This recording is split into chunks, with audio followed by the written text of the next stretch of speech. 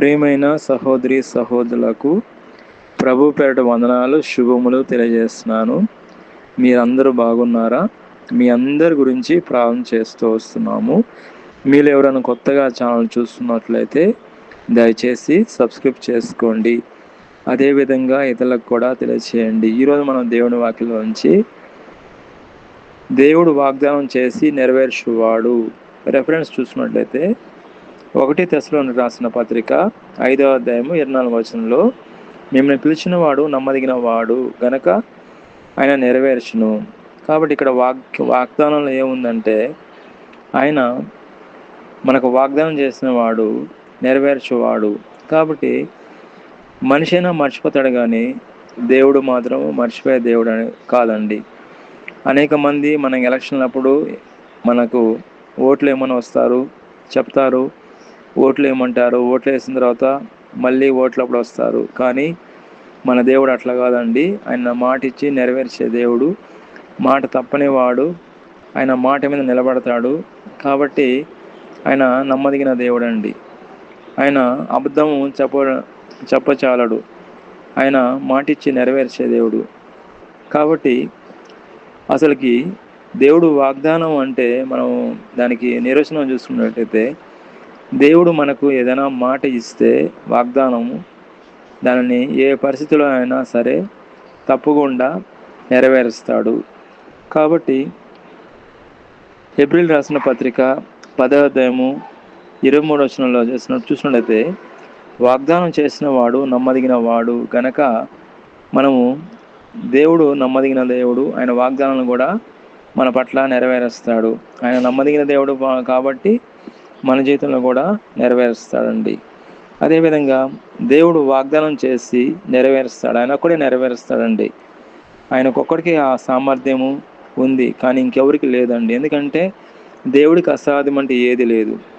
మనుషులకు అసాధ్యమే, కానీ దేవుడికి మాత్రం ఆయనకు అన్నీ కూడా సాధ్యమే. ఆయన మాట చొప్పున సెలవిస్తే చాలు, ఆయన ఏదైనా చేయగలడు. ఆయనకు అసాధ్యం అంటే ఏది లేదు. ఆయన సమస్తం కూడా సాధ్యమే. ఆయన సాధ్యపరిచే దేవుడు.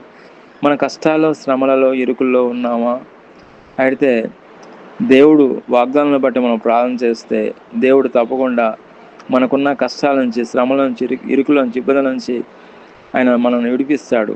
కాబట్టి మనం వాగ్దానాలను మర్చిపోకూడదు. వాగ్దానాలను బట్టి మనం ప్రార్థన చేస్తే దేవుడు తప్పకుండా మన ప్రార్థనలకు జవాబిస్తాడు.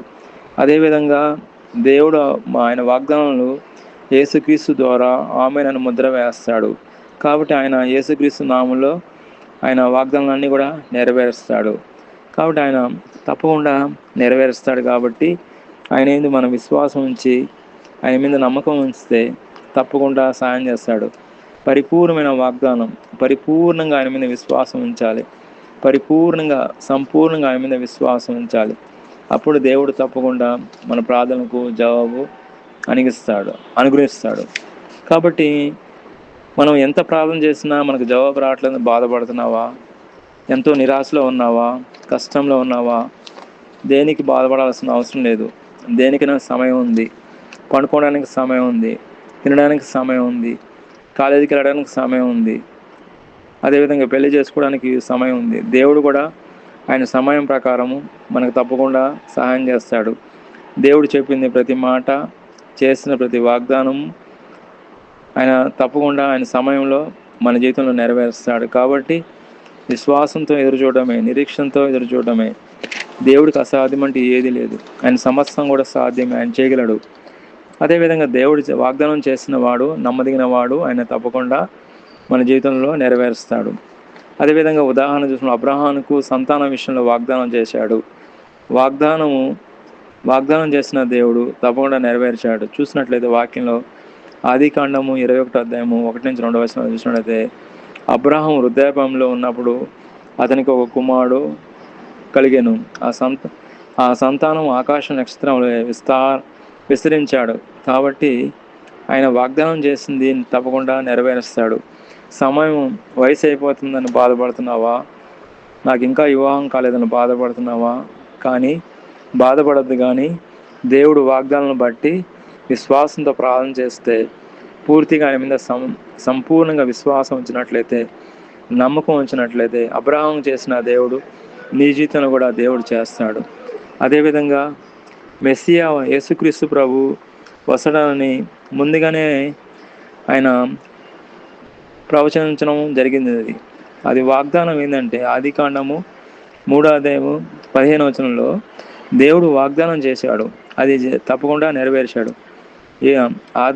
ఆదాము పాపం చేసిన వెంటనే స్త్రీ సంతానం ద్వారా సాతాను తలను చెదకినట్లు మనం చూస్తున్నాము. దేవుడు వాగ్దానం చేసింది తప్పకుండా నెరవేరుస్తాడు. దేవుడు వాగ్దానం ఆయన ఎప్పటికైనా నెరవేరుస్తాడు. మనం నిరాశ చెందాల్సిన అవసరం లేదు.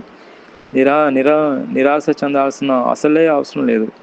ఎందుకంటే ఆయన కృపా కనికరం గల దేవుడు, ఆయన నెరవేర్చే దేవుడు. కాబట్టి ఆయన వాగ్దానం బట్టి మనం ఎప్పుడైతే ప్రార్థన చేస్తామో దేవుడు తప్పకుండా మన ప్రార్థనలకు జవాబిస్తాడు. దేవుడు ఈ వాక్యం దీవించిన గాక. ప్రార్థన.